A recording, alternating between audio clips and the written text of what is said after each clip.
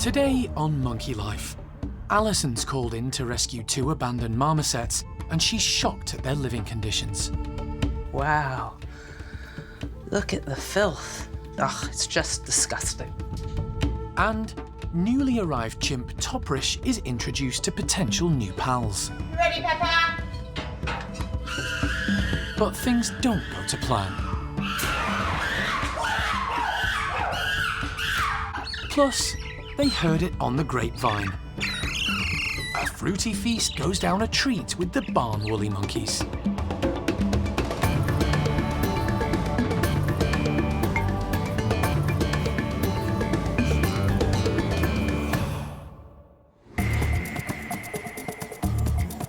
Monkey World in Dorset, buried deep in the English countryside, is the largest sanctuary of its kind on the planet. The team, led by Dr. Alison Cronin, rescue and rehabilitate abused and unwanted primates from all over the world. I know, this is a big leap of faith.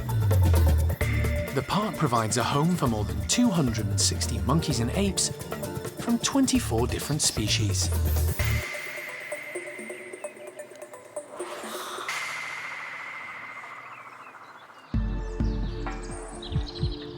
It's first light on a Saturday morning, and Alison is preparing to set off on yet another rescue resulting from the British pet trade. Here we go again. It's urgent, it's a rush, and it's the crack of dawn, and we're off to Surrey to go get 2 more marmosets. It's tragic. Her mission follows a phone call from the RSPCA, informing her about 2 marmosets discovered living in the bedroom of a flat in Caterham, Surrey. The tenant who owned them was evicted, and the landlord allowed the monkeys to stay until someone could be found to care for them.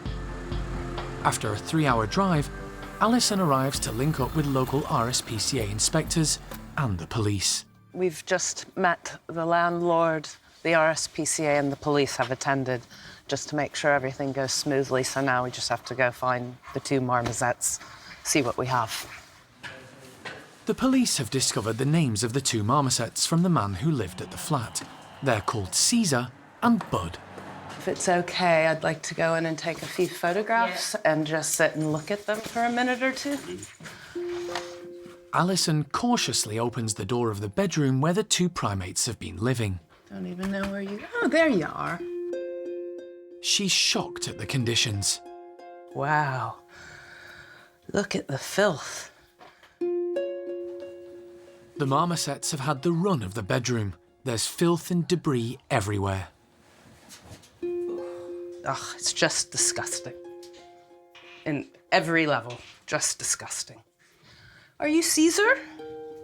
Caesar man? Good boy. So this room, if you could smell it, really stinks. The filth from the marmosets running loose in here is just solid everywhere. Ugh. This is about one of the worst conditions I've seen in a long time. This is really disgusting. It sucks, it's wrong, and I just can't believe it continues on today in the UK. Here you go, little man. The 2 marmosets are different species. Caesar, the larger of the 2, is a Jeffroy's marmoset, while Bud is a common marmoset. Surveying the conditions they've been living in leads Alison to think they may have underlying health issues. The common marmoset looks like it's got a kink in its tail, which is a sign of rickets or nutritional bone disease. We'll go through the kitchen and see if we find any appropriate vitamin supplements, but they need fresh air, they need a clean environment. The only thing that they've got going for them right now is companionship of their, I say, own kind, similar kind. And that's about it. Both marmosets are very agitated, and getting them into a travel box will be a challenge. I'm stunned. One word, isn't it? This is gonna take some doing to catch them up, actually. Alison manages to contain Bud in the large cage, while Caesar continues to run wild in the bedroom. It's okay. It's okay. Marmosets may be small, but they're lightning fast. Not sure. Eventually, Bud is cornered. Yeah, I don't want to stress this one too much more.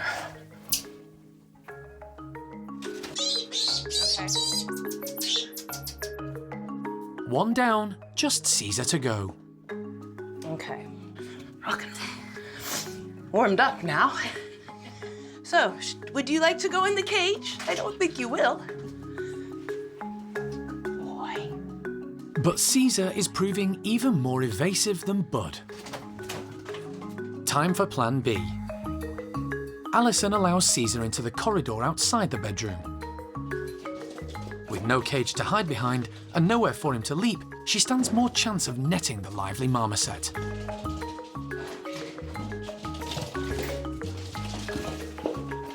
And it works. Finally, both marmosets are safely boxed in their travel crates. Now they can begin the journey back to Dorset. Thank you very much. Nice to meet you. Stinky hug. You, sir? Dirty handshake. Yeah. All sorted. We'll see what happens with the owner and whether he tries to demand them back or not. But mainly, I'm just here for the monkeys and we'll get them back to the park. Quick, smart, get them sorted and settled because last 2 days have been pretty stressful for two tiny monkeys that have been left neglected for clearly a very long time. So, time for some TLC back at the park. Monkey World has had an influx of rescued marmosets in recent years, and space is now at a premium. But the park will do everything they can to give these two the life they deserve.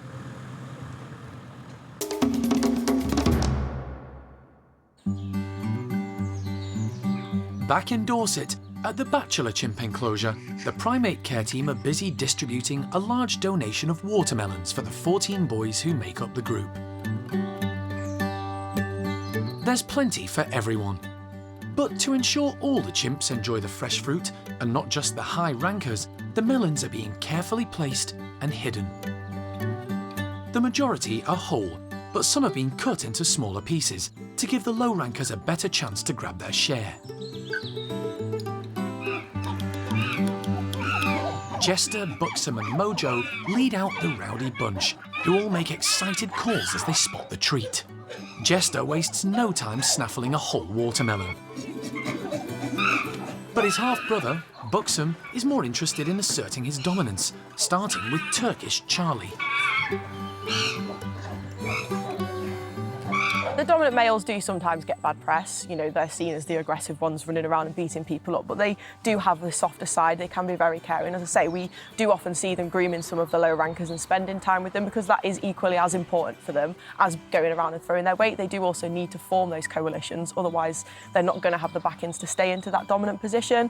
It's not just all about them being these big dominant males running around and stomping their feet. They can actually have a soft side where they will spend time to create those bonds with the others in their group.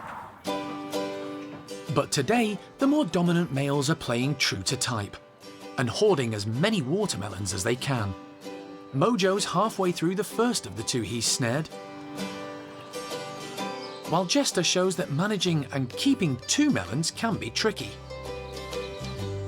Buxom, having finished his display, has bagged 3 melons and has no intention of sharing with anyone.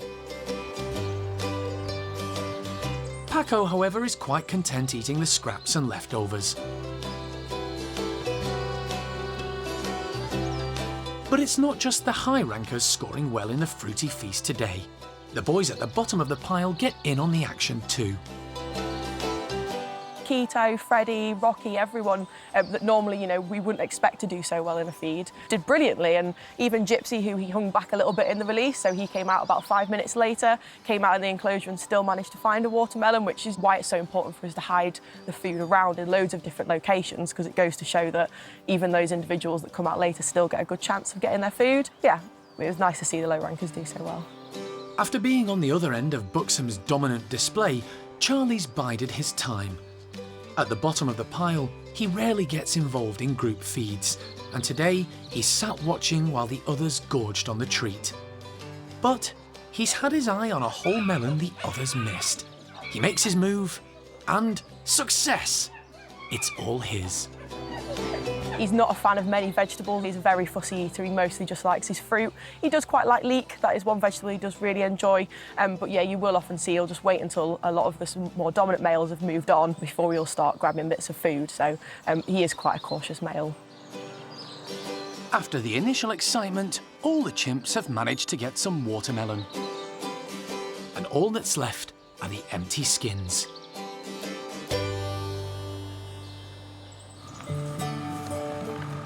Following an early morning start and a 250-mile round trip to Caterham in Surrey, Alison has arrived back at the park with the 2 rescued marmosets.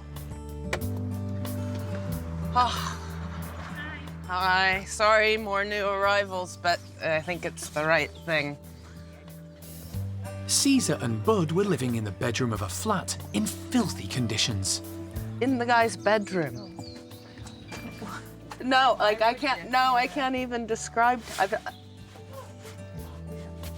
In the last 5 years, Monkey World has taken in 45 primates from the UK pet trade. Some came from owners who couldn't cope with the care and demands of looking after the small monkeys, and others were confiscated following cruelty cases. I've got a waiting list at the office right now of about, well, it's 55 or more individual marmosets. The last couple of weeks, I haven't caught up with all of the other requests that's come in, so it might even be heading to 60 individuals now. But at the park right now, we've got at least 39 marmosets on site.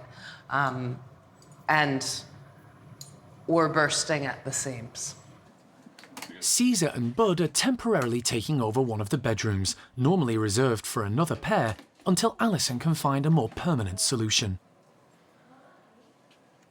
Once Karen has weighed the 2 marmosets, they're released into their new home. They've had a stressful couple of days, and it may take some time for them to settle in. Unbelievably nervous and a bit scatty. Condition-wise, not terrible, but yeah, very flighty right now. There's been a lot of leaping around, a lot of jumping around, but they've also had a very big day. If they've lived in that house for 3 years, it's a lot of change. There's other animals in this house that they're getting used to the sights and the smells and the sounds of, so it's a lot to take in, really. They've kind of just settled now, and I think as we pull back and there's less people in the house and they just get time to just settle in, have a look around, get some food, hopefully they'll settle down fine. For Alison, it's another frustrating episode, and one she sees far too often. Something's gonna have to change.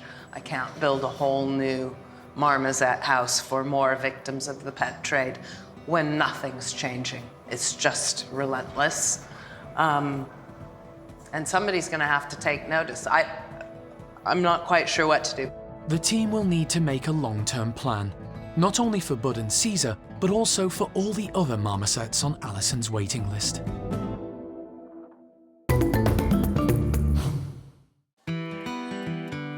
It's a lovely warm afternoon, and at the barn woolly monkey enclosure, the group are about to get a juicy treat. Freshly harvested grapes on the vine. So we've spread the food far and wide, nice and up high as far as we could get it, mainly so everyone gets a little bit of everything, and we want to make sure that no one's being chased away from any food and there's plenty to go around. But we also want to encourage them to do lots of natural behaviours.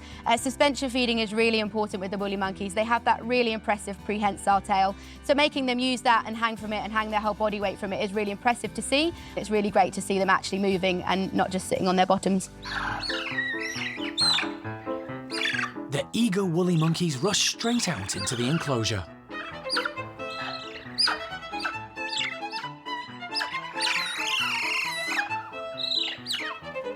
The noisy chirping and trilling are happy, excited sounds, prompted by the bounty of grapes.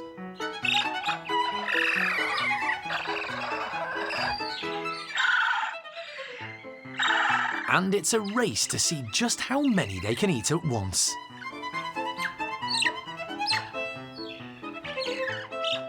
Very excited reaction. As soon as they saw the grapes, that was it. The trilling was non-stop, absolutely deafening, and it's been really nice to hear. They do get really excited for food anyway, but the reaction has just been unbelievable.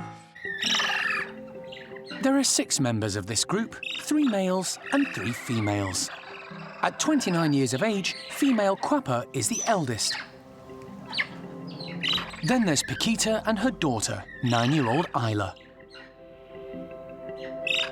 The boys are youngsters Xavi and the baby of the group, 2-year-old Cassius. They all come together under the leadership of one large, bubbly character. Chippy is the dominant male over here and he's absolutely wonderful. He's just a big hunk of love and he's just absolutely amazing.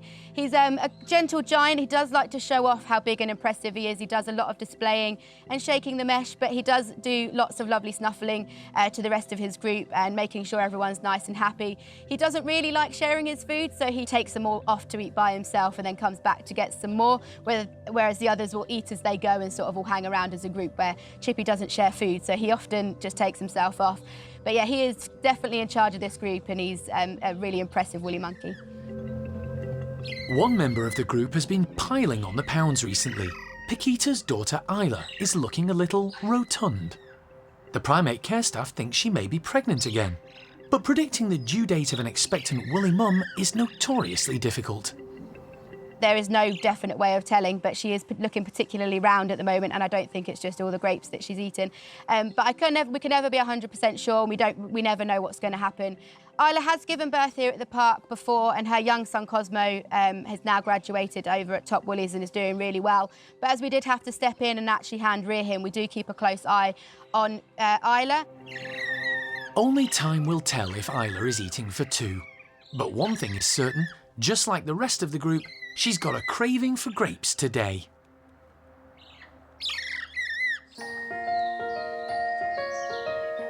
Across the park, in the newly renovated pavilions, a recent new arrival has been causing quite a commotion. Alison and wildlife vet John Lewis collected female chimp Toprish from Turkey a few weeks ago. She'd been living in a zoo 50 miles south of Istanbul, after being illegally taken from the wild and sold as a pet. She lived with a family who gave her up when she became an adult and difficult to keep. She's never lived with other adult chimps, and now, at around 9 years old, she has the opportunity for a home with others of her own kind, in Bart's group. In the first few days, Toprish settled in well at the park, so the team decided to start slowly introducing her to members of the group. Initial introductions were in adjoining bedrooms with mesh in between, to avoid full physical contact, as chimps can be extremely volatile. You ready, Peppa? Low-ranking Pepper was the first chimp the team chose to meet Toprish through the mesh.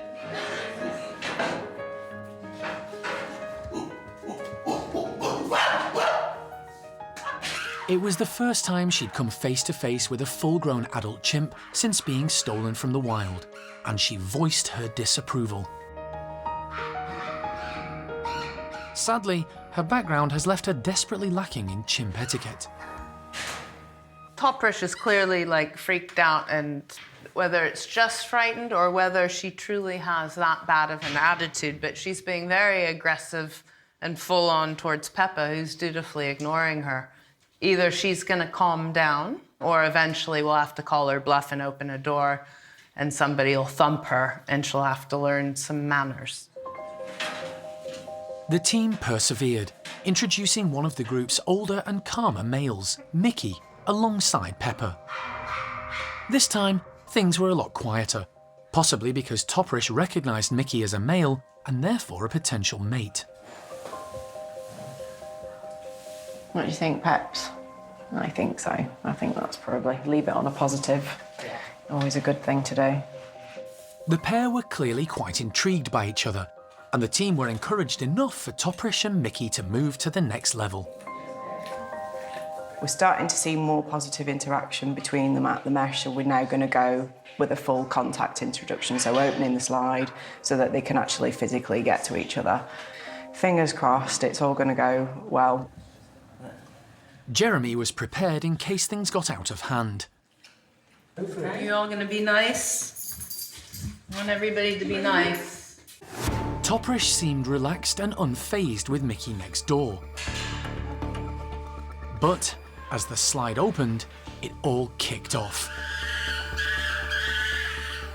Mickey came through like a whirlwind, puffed up and heading straight for the new female. Instead of being submissive, Toprish gave as good as she got. It was left for Jeremy to intervene.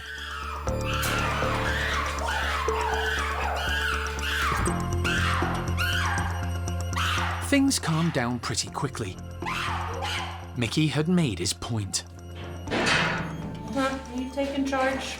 You taking charge, mister? It was a lesson learned for Toprish.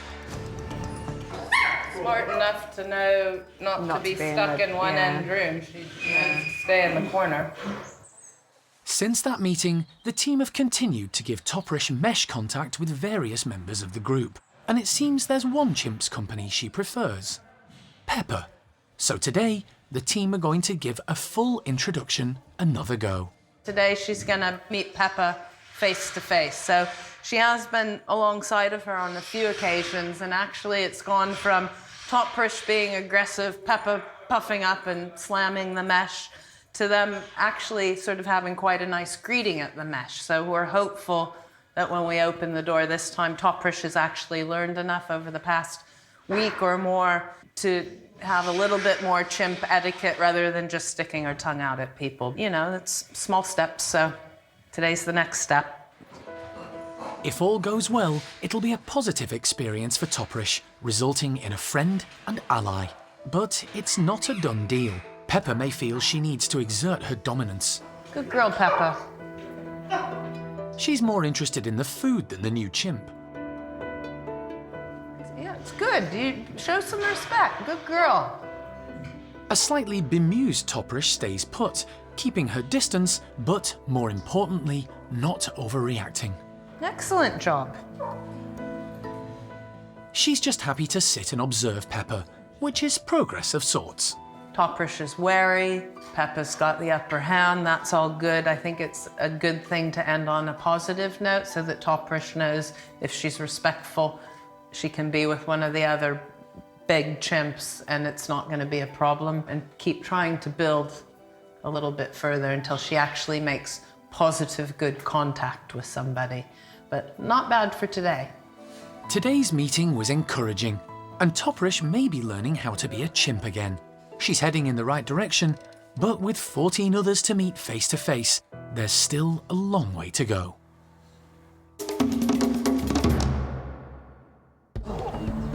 Next time on Monkey Life. A first for the park with the birth of a baby for rare guenon couple Nia and Benny. And Alison is delighted. It's a bit of a voyage of discovery, not only for them, but for us too. Plus, breakfast for the orang-utans. But it's all a bit puzzling.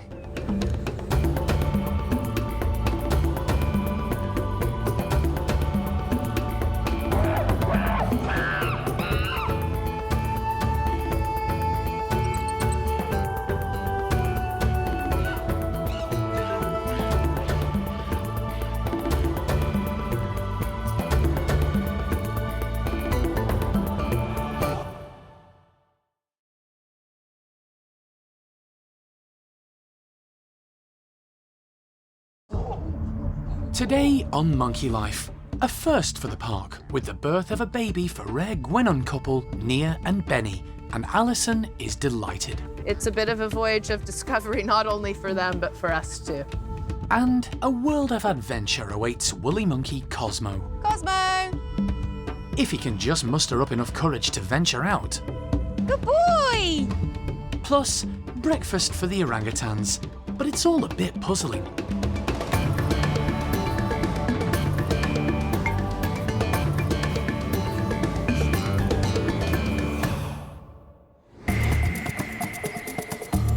Monkey World in Dorset, buried deep in the English countryside, is the largest sanctuary of its kind on the planet.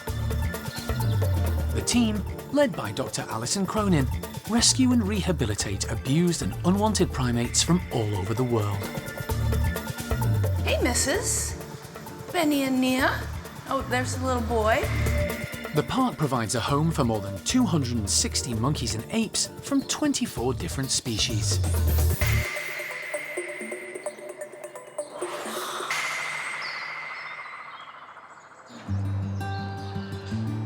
It's been just over 10 months since the park welcomed a pair of rare, young, red-bellied guenons. They're the only two being kept legally in captivity anywhere in the world.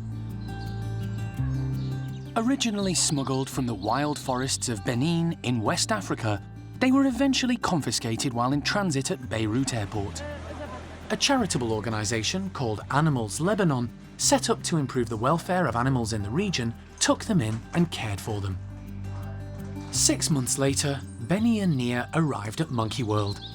They moved into a specially renovated house and enclosure, along with two unlikely housemates, Patas monkey Nitsa and ageing ring-tailed lemur George. When we first agreed to take on the red-bellied guenons, it was a little bit different than the other species we have at the park, because there are no others anywhere else in the world, which means we have to make a serious decision about what the plan is for their future. And for me, I thought it might be an idea if we allowed them to have one baby, just to make them a family unit. So we didn't worry about birth control. Benny and Nia had a few healthcare issues. They also needed to settle down. But it's happened. The first baby has arrived, and it's a bit of a voyage of discovery, not only for them, but for us too. The team knew Nia was pregnant, but with so little known about the species, they weren't entirely sure when the baby would arrive. Then, one afternoon, Nia gave birth. No one from the team witnessed the event, but Mum and baby are doing well. The new family are being kept indoors for now, so the staff can keep a close eye on how they're coping. But so far, Nia is doing all the right things, and her new arrival is suckling and keeping a tight hold on Mum. You know, people might say, hey, you're a rescue center, you shouldn't be breeding them. To be quite honest, I don't really care what other people think or say. To me, letting this baby come was just about giving something to Benny and Nia personally to let them feel a solid family unit and to have the most full life here at Monkey World that they can have. We're just pleased that it's clearly a very healthy little baby, and Nia's done really well, and it looks like that she and Benny are going to stay a tight family unit and look after the baby really well.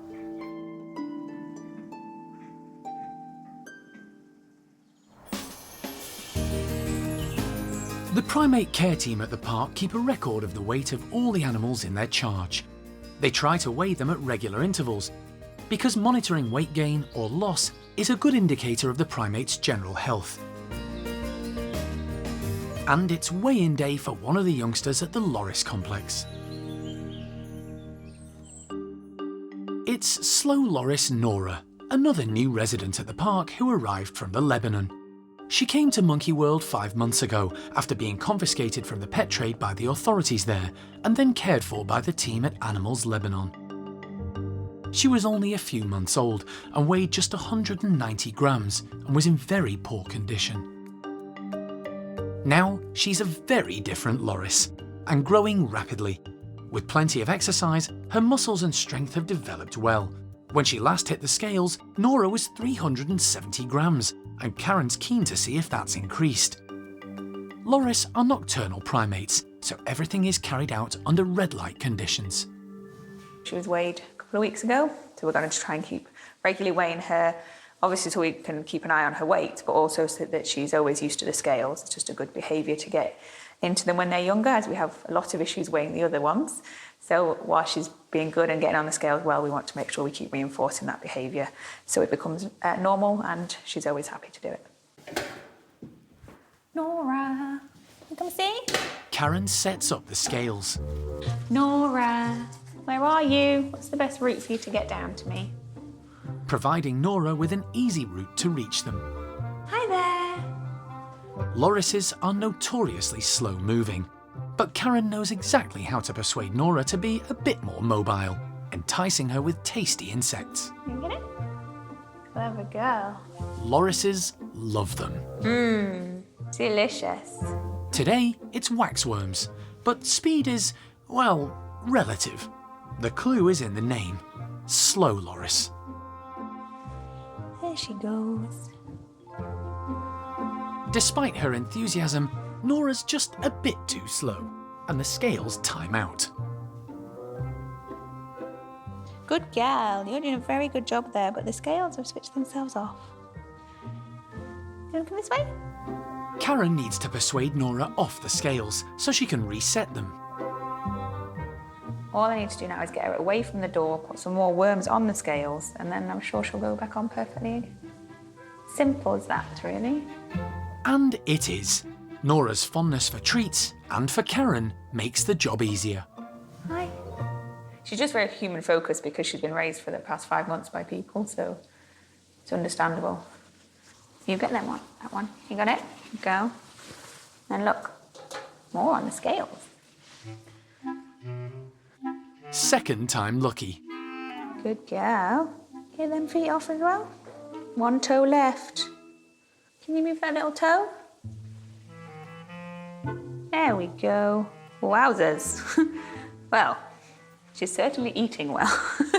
She now weighs 480 grams, which is 110 gram gain.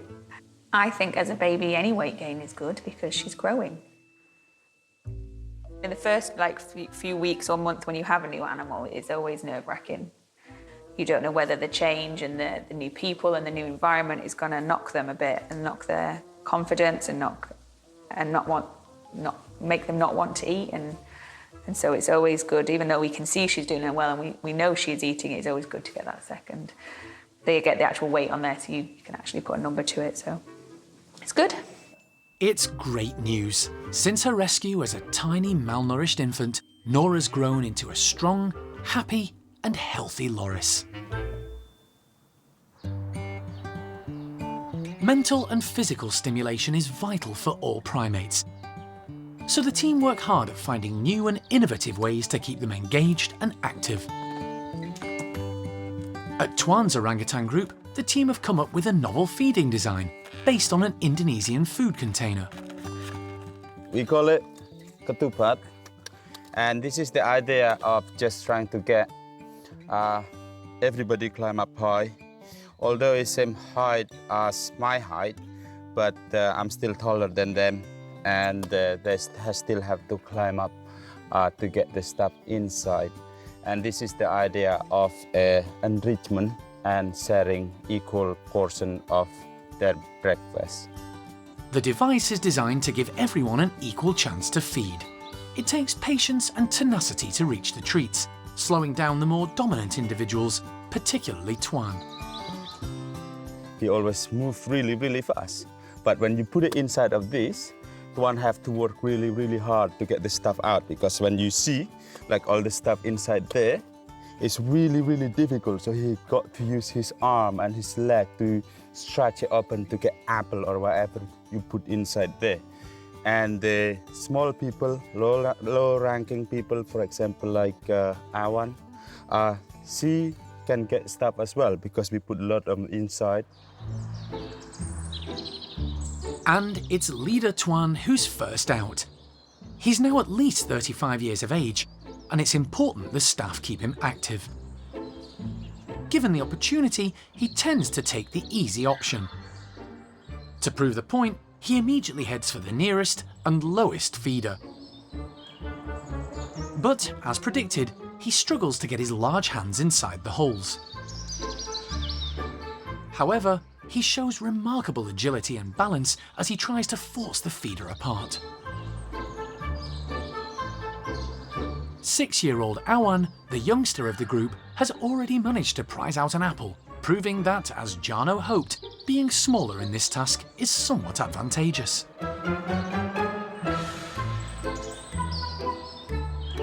Lucky approaches the task with panache.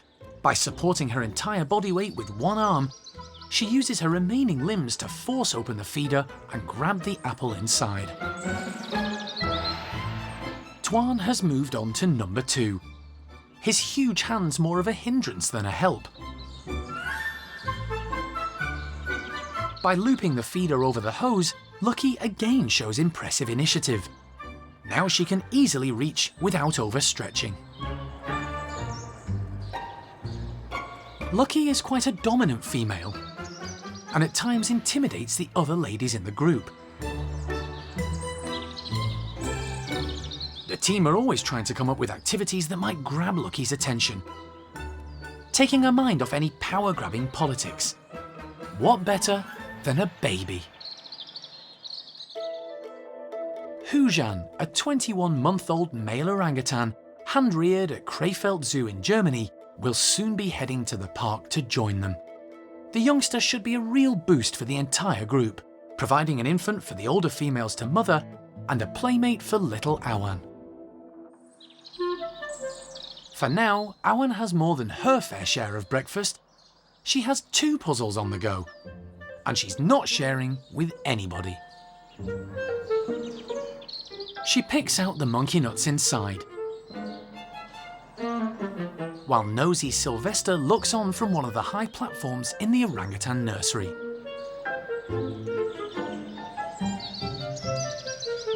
Tuan's luck has changed.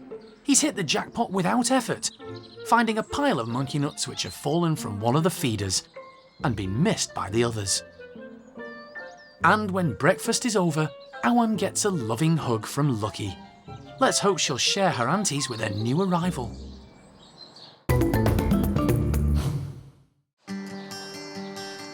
It's a big day for one of the younger members of Levar's woolly monkey group. 18-month-old Cosmo has had a busy year. He was hand-reared by staff at the park after Mum Isla rejected him, and he's come on leaps and bounds. Cosmo's settled in well with his new woolly family and loves his house and outside caged enclosure. But now it's time for this young man to take another big step in his development. We're letting Cosmo out into the forest for the first time. We thought it's about time that he started to really test his climbing skills and start climbing these really big trees in the outside area. Hopefully it won't be a massive anticlimax and he won't just sit on the platform, and he will come out and actually explore the trees and start using that tail and be really impressive and start going up into the trees like he should do. Cosmo is still quite small and, unlike other youngsters, doesn't have a mum to carry him and show him the ropes. So the Primate Care team have adapted the enclosure to help Cosmo take his first steps into the tree-filled forest.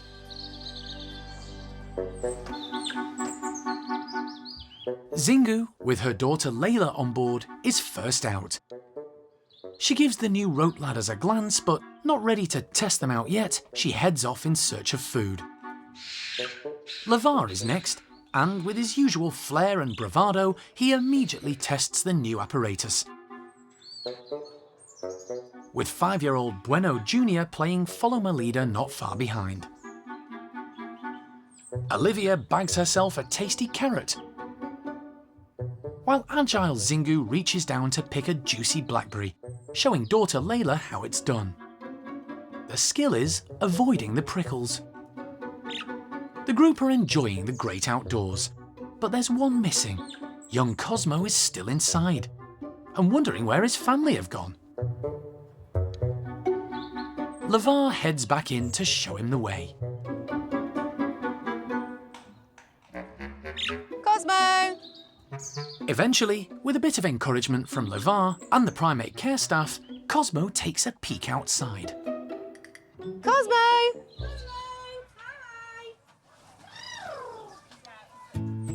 He looks around tentatively, building himself up to take a first step into this unfamiliar new world.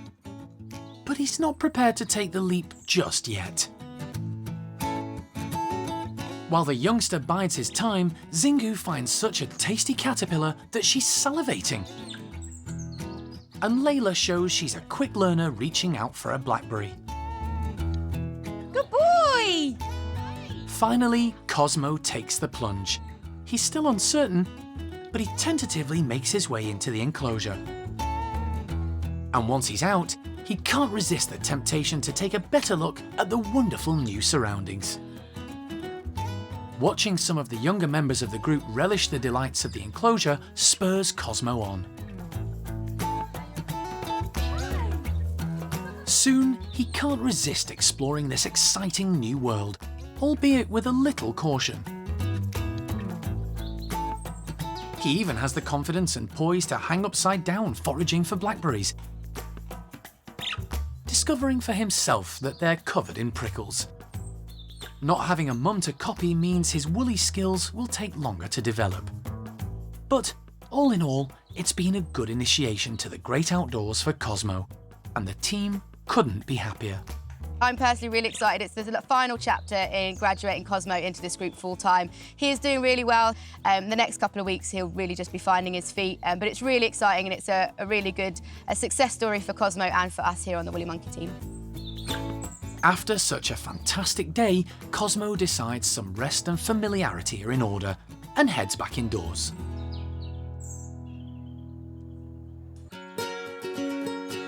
The park has 5 mixed-sex groups of capuchins, ranging in size from 20 in the largest group to the smallest, which houses just 5 primates. The Primate Care team constantly monitor them all, watching to see if any are struggling or unhappy.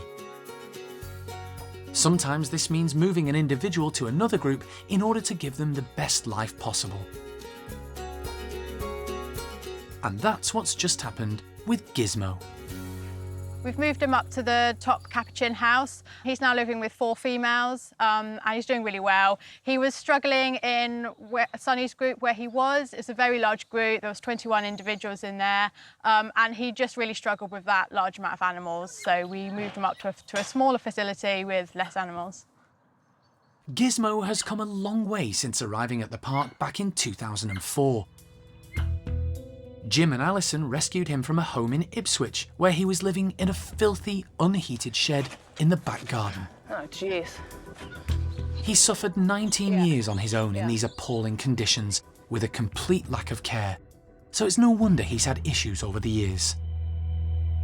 He struggled in the larger groups. He found it difficult to socialise with the other individuals, and it meant that they gave him a bit of a tough time. They targeted him and they'd give him a bit of a chase around, which isn't ideal. We would sleep him on his own at night because it was just nicer for him to give him a bit of peace and quiet. But that's not really ideal. Capuchins are social. They should interact with each other and live in these groups. So we wanted to try and do something that would facilitate Gizmo being able to do that. The sad passing of Tao provided the opportunity to move Gizmo into a smaller group, consisting of just 4 ladies: Maggie, Ginger, Maddie and Sophia. Thankfully, the 4 girls took to Gizmo straight away. They all absolutely adore him. They follow him around like a little shadow and just try and get any attention they can off of him. We've actually seen an enormous change in Gizmo since he's come up to this house.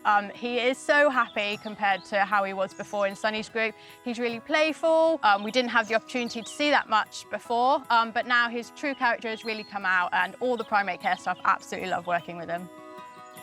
The move means wary Gizmo has fewer individuals to worry about, although there are 4 feisty females to contend with. But there's no competition from other males, and fewer egos. It's great to see Gizmo finally settled and relaxed.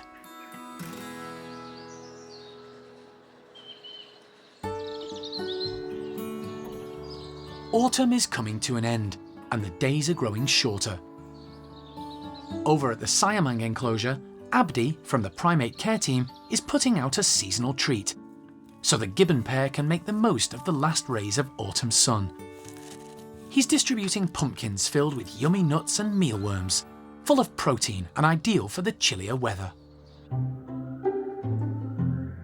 Sam and Sasak quickly head out, keen to discover what's on offer for this morning's breakfast.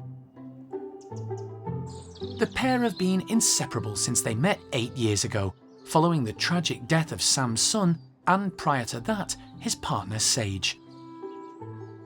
Gibbons mate for life, and the park went to great lengths to find Sam a new companion. When Sasak arrived from Dublin Zoo, their bond was instant. The doting couple spend most of their time together, grooming and foraging in their wonderful tree-filled enclosure. At this time of year, there's less food to find, so today's pumpkins, complete with wriggly mealworms, are a real treat. Sam is feasting on as many insects and nuts as he can. Keen not to waste any, the pair hunt around for mealworms which may have fallen into the undergrowth. Sam has no problem reaching, grabbing and rolling a pumpkin towards him.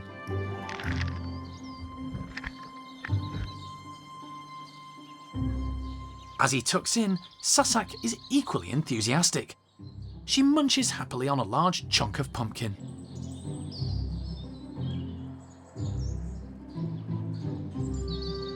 Siamangs are the largest of all the gibbon species, living in high mountainous regions where fruit isn't always readily available.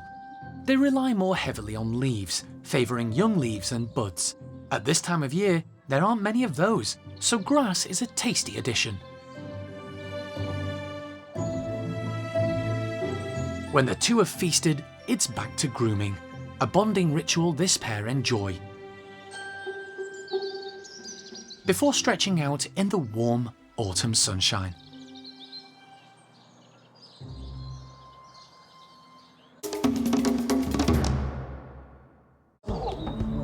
Next time on Monkey Life, James travels to Germany to meet a baby orangutan in need of a new home.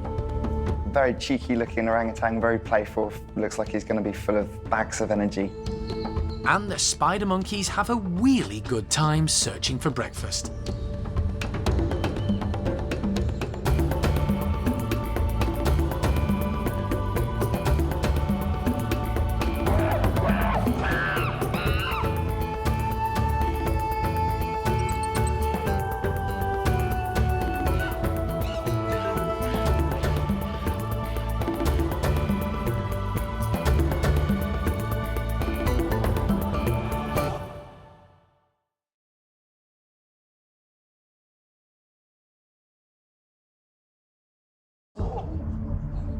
Today on Monkey Life, James travels to Germany to meet a baby orangutan in need of a new home.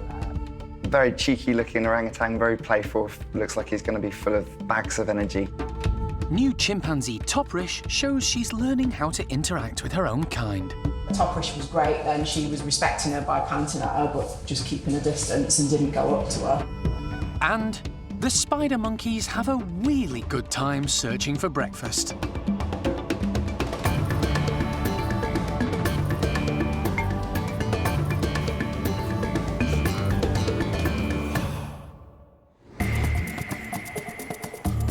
Monkey World in Dorset, buried deep in the English countryside, is the largest sanctuary of its kind on the planet. The team, led by Dr. Alison Cronin, rescue and rehabilitate abused and unwanted primates from all over the world. Just trying to make him happy and comfortable, and we'll see how we can achieve that. The park provides a home for more than 260 monkeys and apes from 24 different species.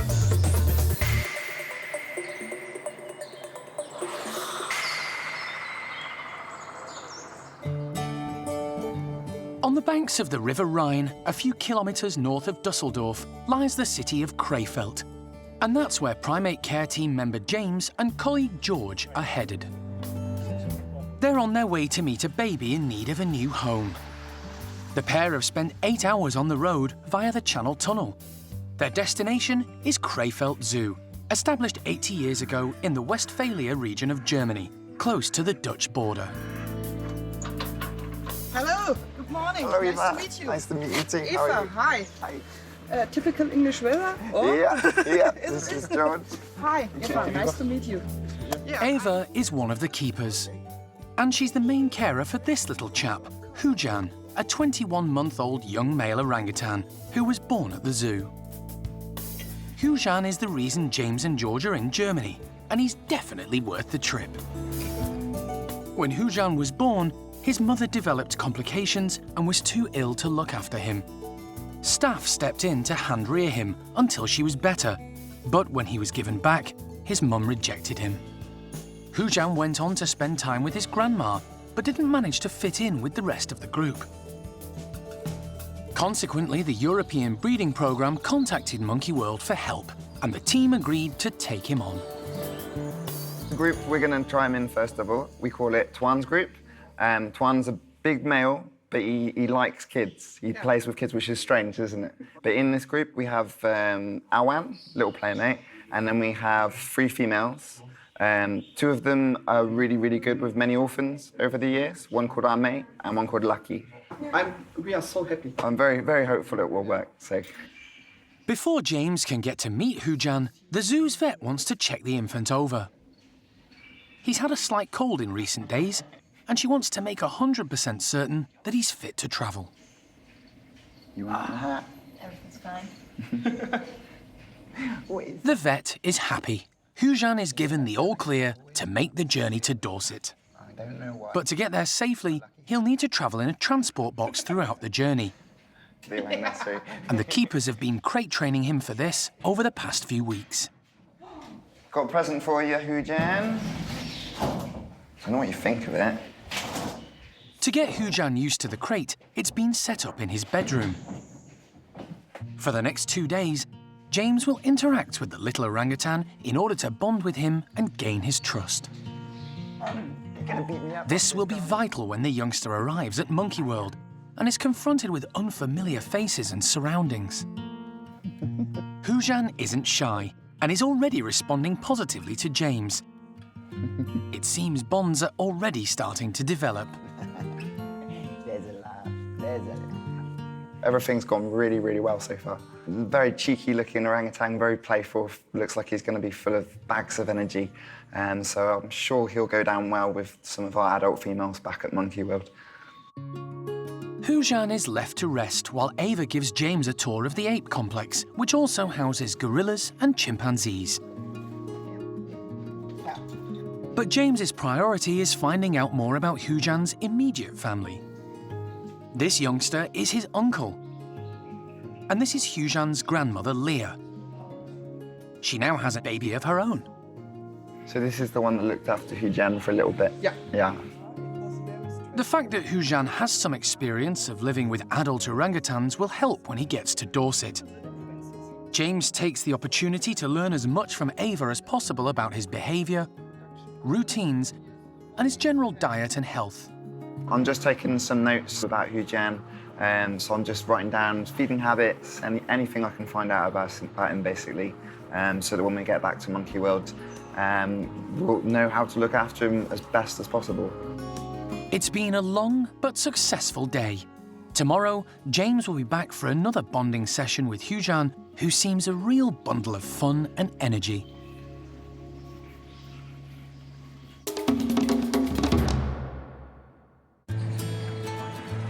The staff at Monkey World are constantly coming up with new and innovative ideas to keep the 260 primates in their care busy, stimulated, and active.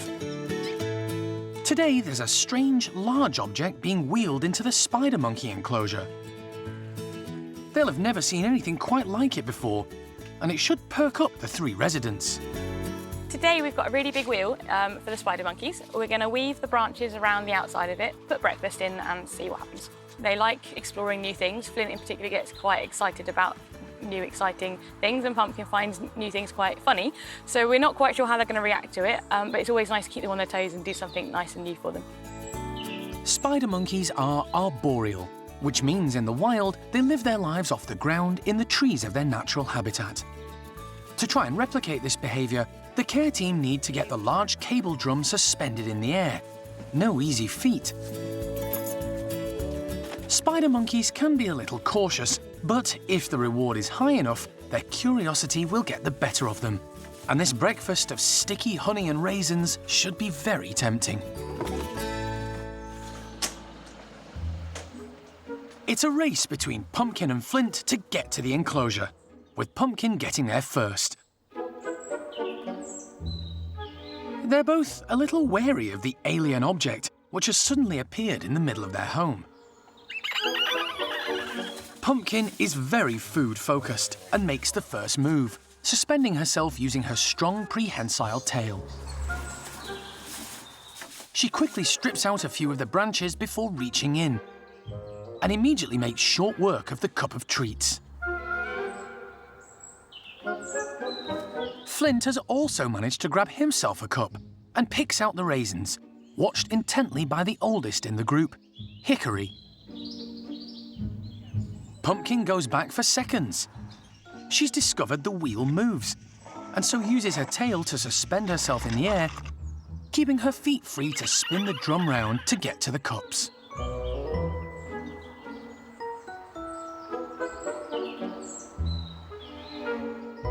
Hickory's patience pays off.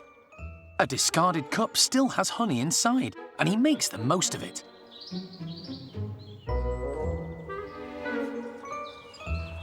Flint demonstrates his strength and agility is just as good as Pumpkin's. Although it's Pumpkin who's done most of the hard work today, all three spider monkeys have managed to share the sticky breakfast. But for greedy Pumpkin, it's never quite enough.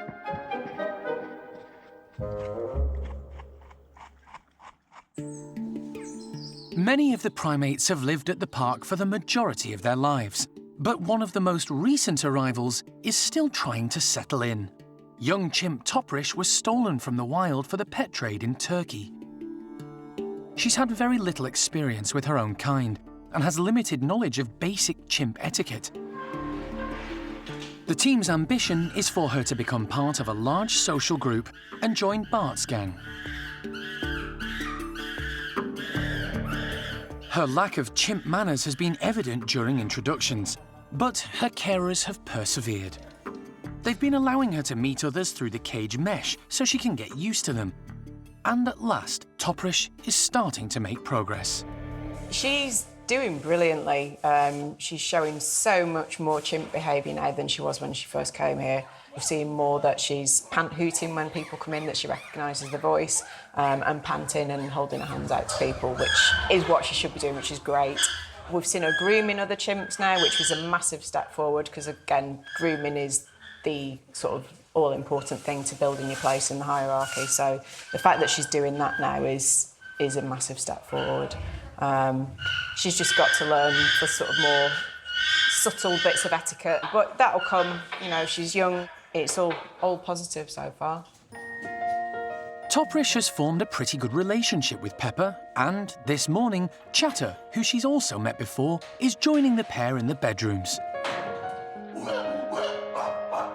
Toprish displays perfect chimp etiquette, making the right noises and presenting herself submissively to Chatter. In fact, things are going so well, the team decide to introduce another chimp who's been waiting in the wings. 38-year-old female Clin, who was rescued from a laboratory. Clin's confident. She's been here for years. Fairly laid-back character, so hopefully she'll be more. I think she's going to be more interested in the food, like Chatter was when she just went in. So, fingers crossed. At first, it's mesh contact only. Toprish is beginning to understand how these things work. She meets Clin face to face with absolutely no aggression.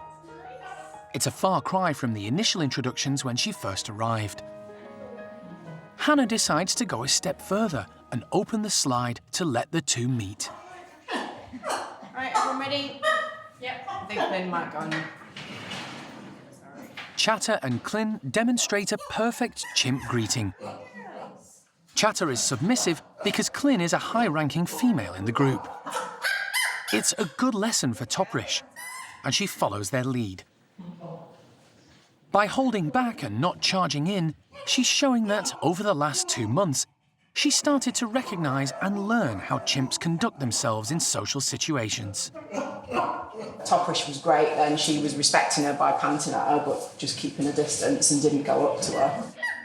Eventually, Clin comes through, offering her arm.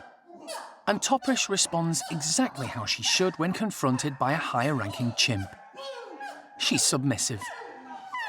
It's just what Hannah was hoping for. It's going to take time to get her in with the whole group, but I certainly think we're on the right track. This is a great progression for Toprish. Her background means she's had to learn chimp behaviour and etiquette from scratch, and it's not been easy. But today was definitely a step in the right direction.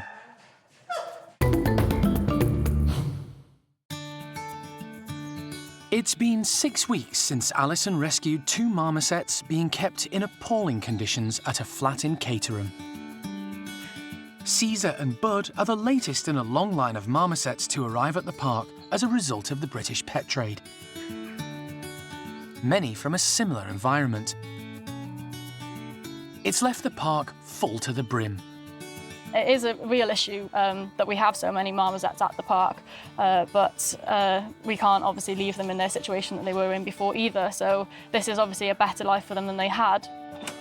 The two newbies are sharing facilities with another pair of marmosets, taking it in turns to use the large outside enclosure until a more permanent solution can be found. Today, Primate Care keeper Keris is putting out feeders filled with raisins, a tasty and much-loved treat.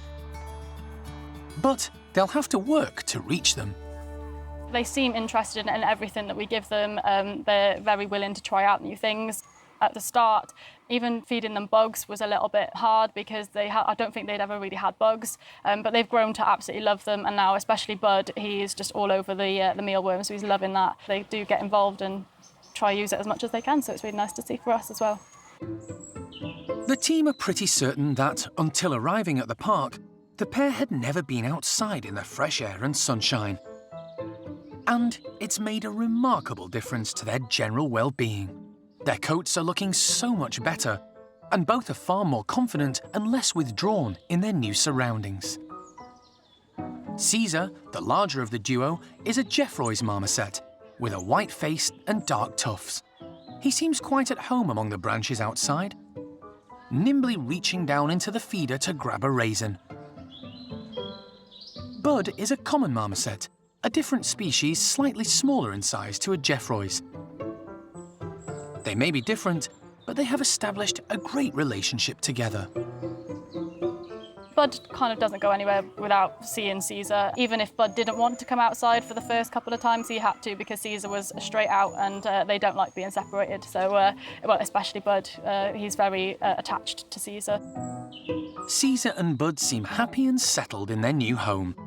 But the appalling conditions in which they were found are all too common. With no more space at the park, and the pet trade in marmosets continuing, something needs to change soon.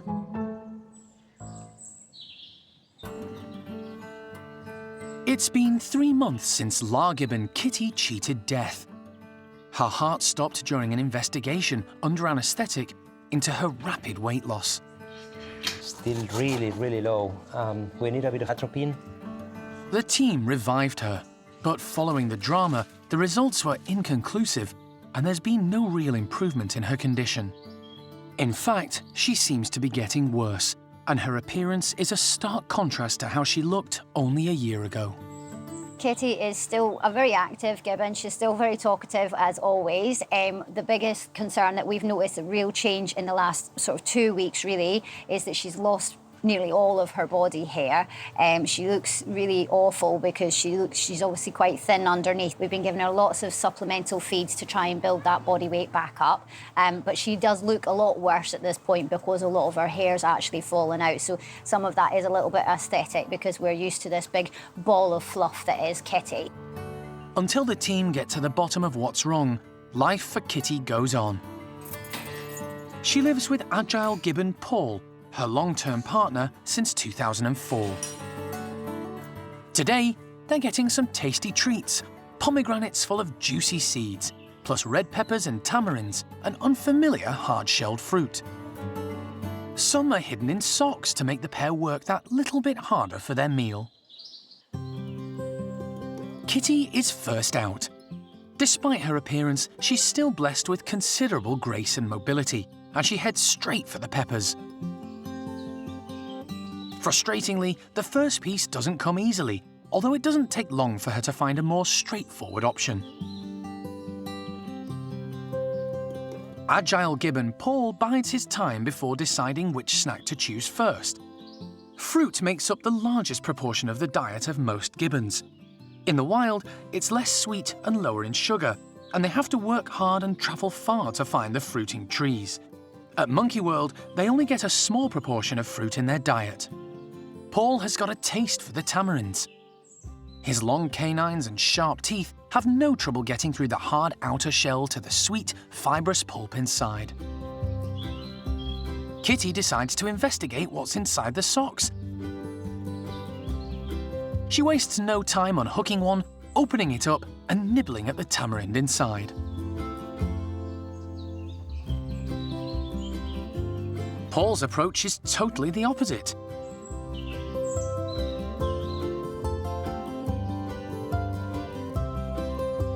He plays with his breakfast before heading off to find easy pickings elsewhere. It's wonderful to see the pair moving freely and tackling their food with enthusiasm. But it doesn't hide the fact that something isn't quite right with Kitty. The team are determined to find out what's causing the dramatic change in her appearance. But to do that, she may well have to be anaesthetised again. It's a worrying time for her carers.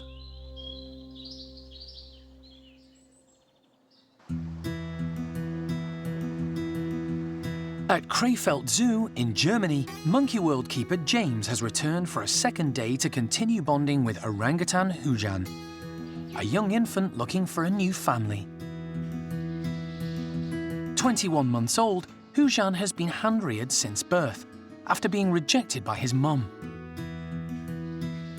The team at Crayfeld tried to integrate him into another group, but that didn't work, so Monkey World have stepped in to rehome him with one of their families.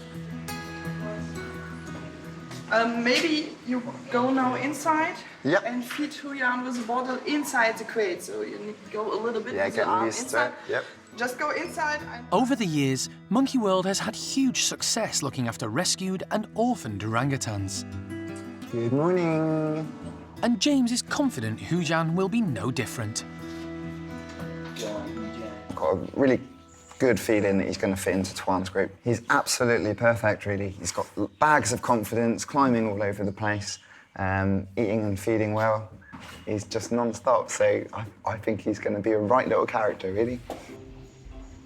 The orangutan nursery at the park is full at the moment. And as Hujan has had experience of living with adult orangutans in the past, the plan is for him to join Tuan's group. Good boy, Hujan. The youngster lived for a while with his grandmother, and it's hoped he will settle in well with some of Tuan's females. Ame, Lucky and Roro have all been excellent aunties and foster mums in the past. Hujan's German keeper Ava takes James to observe him in the outside enclosure. He displays great confidence for his age and is happy to keep himself occupied. He's clearly independent, a hopeful sign that he'll fit in well with an adult group. Eva and the team have been doing this with him for a little while each day, just so that he's still getting used to higher heights with the climbing sort of side of things. As you can see, he's a very confident little climber behind us at the moment. There's quite a little bit of height on this. He's doing really well. James soaks up as much background info as he can, including details about Hujan's diet. What would you like? Is there a specific weight of this altogether? 500 gram? Or no, just a selection in a box. And I give 2 parts of vegetable and 1 part of fruit. Yeah, similar. Do you ever give them any protein as opposed to like nuts We and give seeds? also Like... eggs. Oh yeah, we do eggs too. Orang-utans also like as chicken, cooked chicken. Yeah, we do that too. Some of them prefer the eggs, some of them prefer the chicken, but they always eat it. Eva will be travelling to the UK with Hujan to help get him settled. But it's important for James to establish a close bond with him, as he'll be one of the team looking after him at the park. In the wild, he would still be living with Mum for at least another 5 years, so he needs someone to turn to until he forms bonds with his new group. It's time for this little fella to get some shut-eye. Tomorrow is going to be a long day, and the first day of the rest of his life with a new family.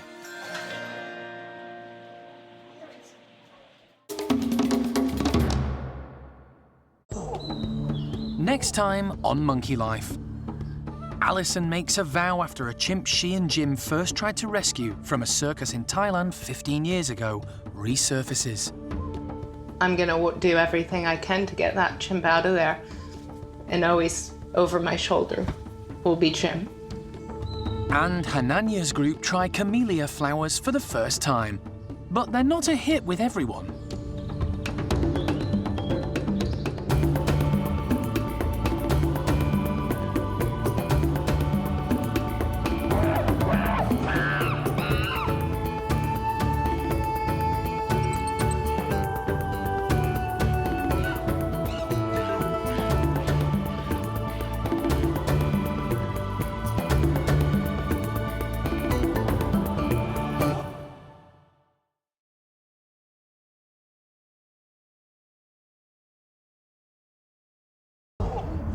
Today on Monkey Life, baby orangutan Hujan arrives from Germany to start a new life at the park. All right, freedom, little buddy. Hi.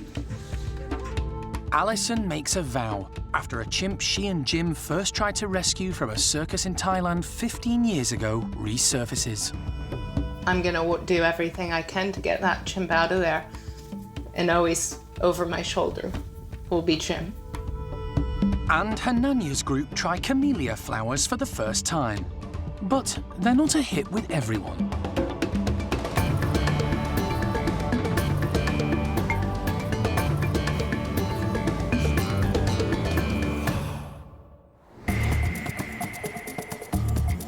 Monkey World in Dorset, buried deep in the English countryside, is the largest sanctuary of its kind on the planet. The team, led by Dr. Alison Cronin, rescue and rehabilitate abused and unwanted primates from all over the world. Everybody's well aware that they need to be looked after carefully. The park provides a home for more than 260 monkeys and apes from 24 different species.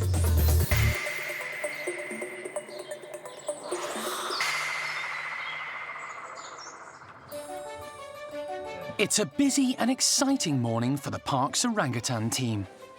They're prepping a bedroom ready for the arrival of Hujan, a 21-month-old youngster from Crayfeld Zoo in Germany.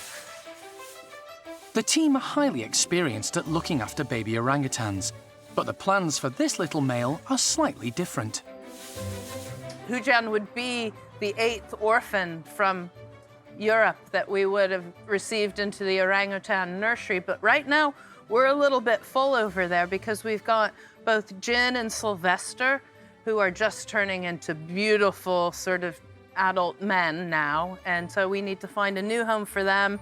To stack another little boy in there, I'm worried that it might start building tension in there. So what we're going to try and do is actually introduce Hujan into Tuan's group. Hujan was rejected by his mum and hand-reared by staff at Crayfeld.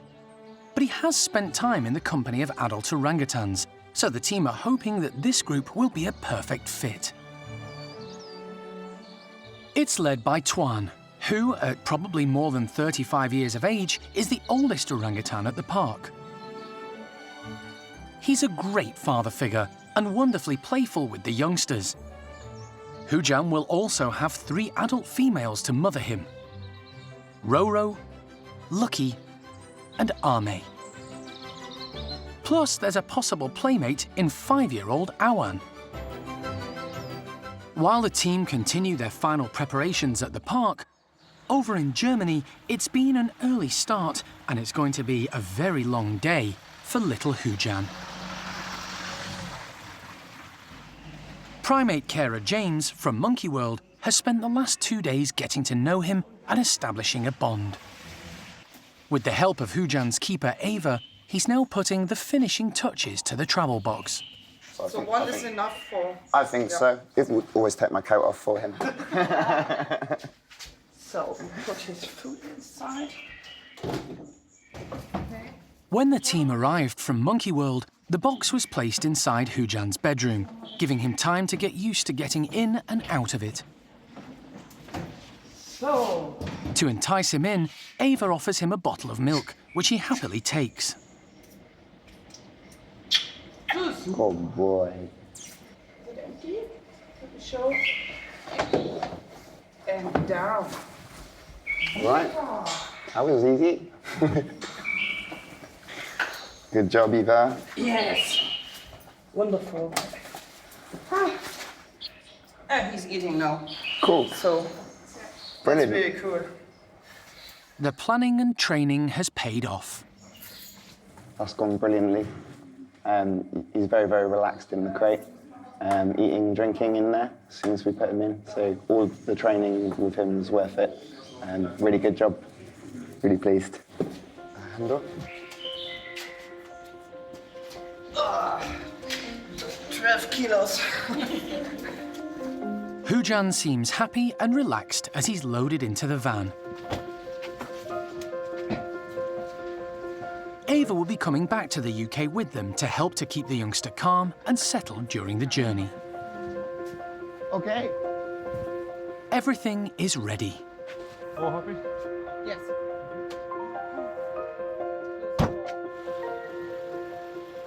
Ahead of them is a 450-mile drive back to Dorset, where there'll be an excited team waiting to welcome the new arrival.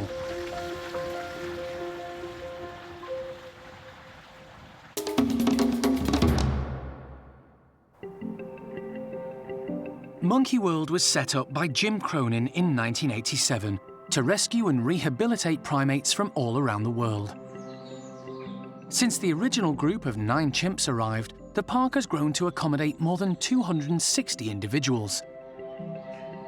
But the fate of one chimp she and Jim couldn't help has been a constant concern for Alison. Circumstances beyond their control meant they lost track of her, until now. It's very exciting. After 15 years of searching for a chimpanzee called Naree that Jim and I found all of those years ago, I finally got the thumbs up, and I think we're going to be able to bring her back to the park. Cannot even believe it. Back in 2003, Alison and Jim were conducting an undercover operation in Thailand, trying to track down illegal smugglers of primates in Southeast Asia. There, they came across a young chimp being forced to perform in a circus at a Thai amusement park. Jim and Alison were shocked by what they witnessed.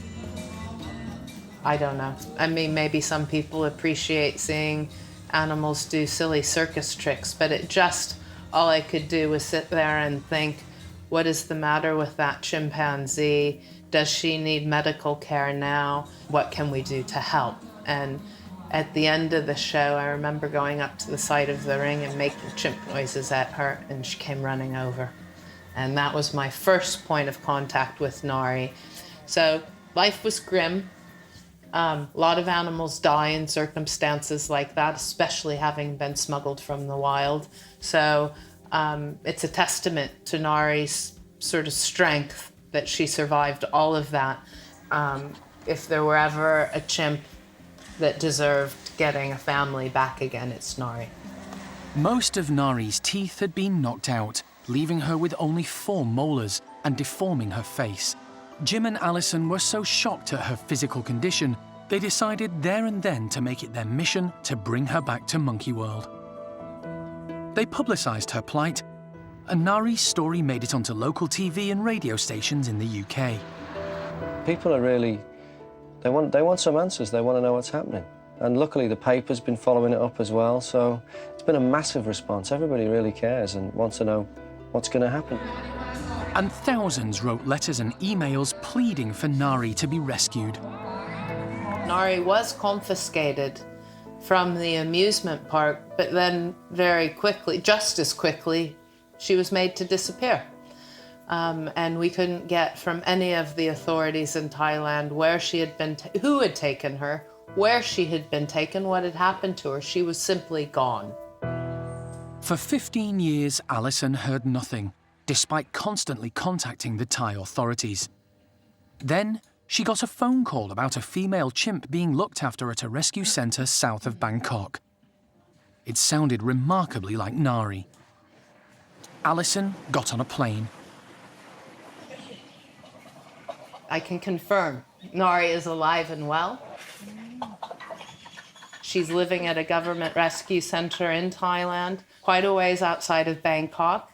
She's fit and healthy. She's like a little tank. She's lovely as she was from the day that Jim and I met her. Really kind. I got a big welcome hello and straight over to the side of the cage, itching for attention.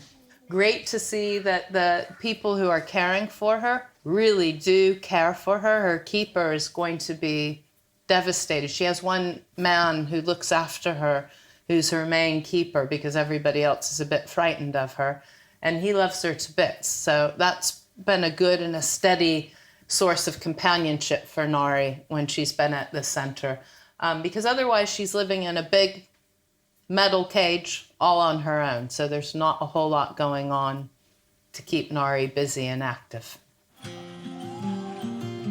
Now, after months of negotiations and correspondence with authorities in both Thailand and the UK, It looks as if Naree could be on her way to Monkey World. I'm cautiously optimistic that I'll manage to get this sorted, but at the same time, we're going to have a lot of hurdles to overcome in order to make sure that all governments, both in Thailand and here in Britain and within Europe, are happy that this chimpanzee needs to be moved to be given a family of her own kind again. So everybody's on board. Naree's got everybody's hearts in her hands now, and I think it's going to work. I think we'll get her back to the park.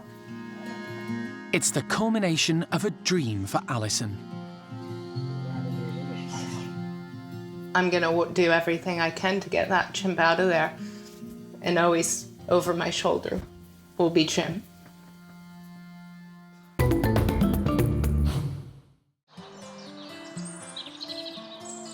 Springtime at the park, and there's an abundance of flowers in bloom, including fresh camellias still on their stems. It might not appear an obvious snack for a group of chimps, but it's the type of treat they might forage for in the wild. Primate Care worker Wendy is spreading the flowers around, making the chimp's enclosure look very colourful. Anybody would think it was Valentine's Day, so we're going to give them flowers. It's not, of course. It's way past. We've been taking a little bit extra time to do this, so the guys are getting very excited. So let's see their reaction when they come out. The flowers are a first for Hananya's group of 18 chimps. In the wild, the primate's natural diet is pretty opportunistic. They eat seeds, nuts, leaves, fruit, and even eggs and meat. These flowers are brightly coloured with a strong scent, so they should catch everyone's attention. The group are let out, and surprisingly, it's low-ranking Cookie leading the way.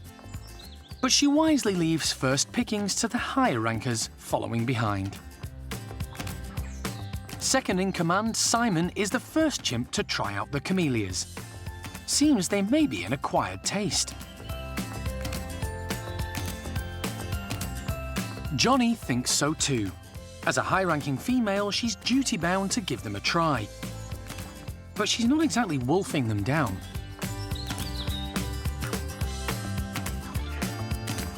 Thelma doesn't know what to make of all the flowers scattered in front of her.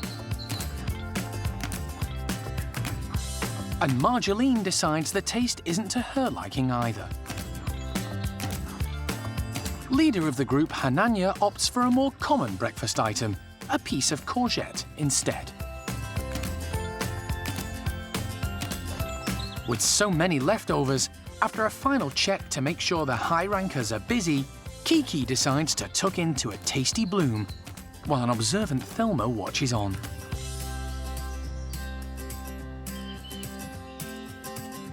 Eventually, the group cotton on to the fact that camellia flowers are pretty tasty after all, with the females leading the way.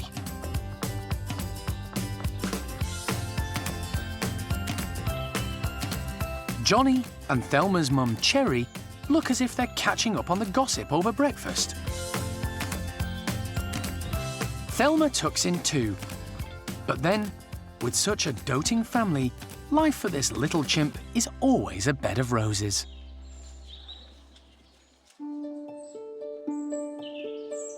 It's a worrying time over at the gibbon complex. For some time now, the condition of 20-year-old La gibbon, Kitty, has been deteriorating. She's lost a lot of weight, and although the vet ran a number of medical tests a few months ago, the results were inconclusive. Unfortunately, they haven't actually given us a diagnosis of what's going wrong with her. So we have to give her another sedation today to try and get some more ideas. We want to do some more blood tests and ultrasounds to try and get some answers. Kitty has lost a lot of body hair and is no longer the magnificent, fluffy black gibbon she was a couple of years ago. The hair on her back has turned silvery white. Vet Dave Harding has been called in to take another look at her, this time using an ultrasound, in the hope of getting to the bottom of her condition. Any preference? No, but can I have a bigger syringe? Anaesthetising Kitty again was not an easy decision.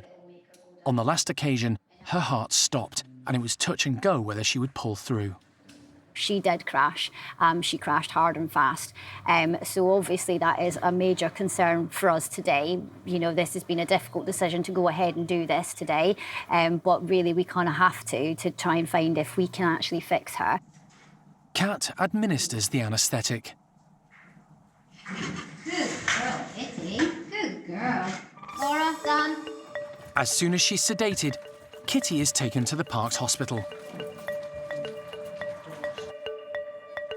Once she's safely intubated and Dave is happy her vital signs are all good, he can proceed with the examination. He starts with an ultrasound. The lights are dimmed so he can get a good, clear picture of Kitty's vital organs. Right, is this the liver? Yep. And check there are no abnormalities. Heart on the other side. Terrifyingly slow. Or anything sinister which may be the cause of her condition. It's anything obvious, I'm afraid. There's nothing there that's hugely terrifying. I can't see any masses or anything in there, which is good.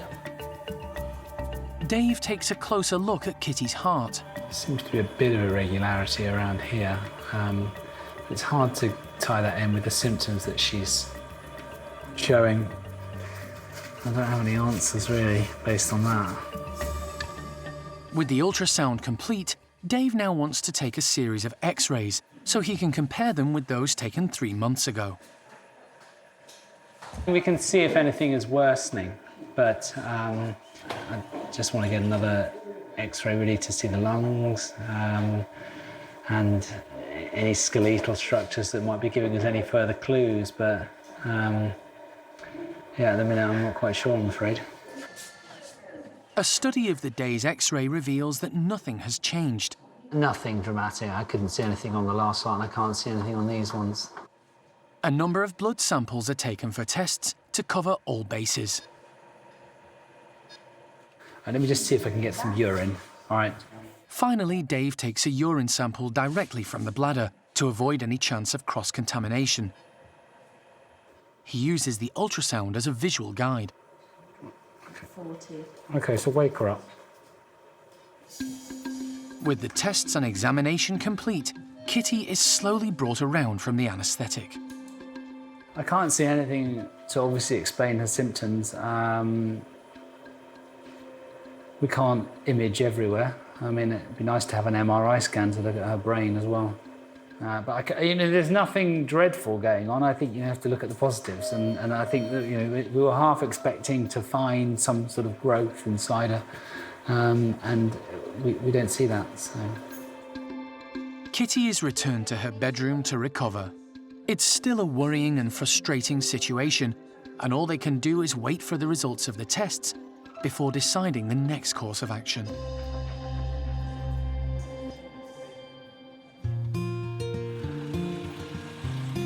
Following an early start and a 450-mile journey from Crayfeld Zoo in Germany, Hujan has arrived at the park in Dorset. Hi, nice to meet you. Jana, Eva, nice to meet you. Alison and an excited team are waiting to greet him. Hey, Squeaky Man. He was so relaxed during the drive. It's funny, in some of the photos he looks a little bit bigger, and then in others he looks like a baby. He's quite small. Yeah. They're keen to get him out of his travel box and into his bedroom as soon as possible. Welcome, welcome. This is Hujan's room. Hujan won't be introduced to his new group just yet. The team have purposely put him in the end bedroom, so he can't be stared at by the other orangutans. This way he gets to smell, hear and glimpse the others without being overwhelmed. Go ahead. Good boy. Intrigued, little Awan tries to get a look at her new playmate. All right, freedom, little buddy. Hi. A slightly cautious Hujan takes his time. Oh, that's good. Was hier los, huh? There's a lot to take in. But with encouragement from his German keeper Ava and his new best friend James, it doesn't take long for him to start exploring his new surroundings. The team are impressed. Fantastic, what a lovely little boy, and so confident, like straight in there, out of the box, exploring everything. Doesn't need anybody's help, thanks very much. Really lovely little boy, so I think he's gonna fit in with all of the others really nicely. Just have to get him settled in for tonight, you know, first night here. I think James might stay the night in here with him because we don't want to begin introductions with any of the others. It's late in the afternoon now, so he'll have his last milk drink, bit of food. We'll begin sort of with a basic meeting with the mesh with Lucky tomorrow. All signs are good. Should be a very interesting day tomorrow. Hey. Orangutan team leader Jano is equally captivated, and the feeling is mutual. You are. So, yes, you are a good climber. Keeping to his routine, Ava prepares Hujan's nighttime bottle, which he always enjoys before bedtime. Oh, no problem. Next, Jano prepares a supper of fruit and veg to entice Hujan into the freshly prepared bedroom where he'll sleep tonight. Okay, mate. Hujan. Hujan.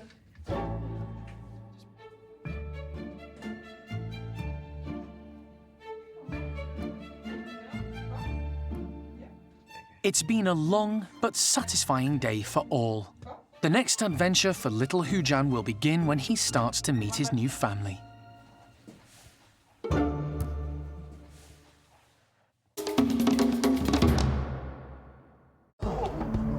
Next time on Monkey Life, Vet John touches a nerve carrying out a dental operation on Chimp Buster.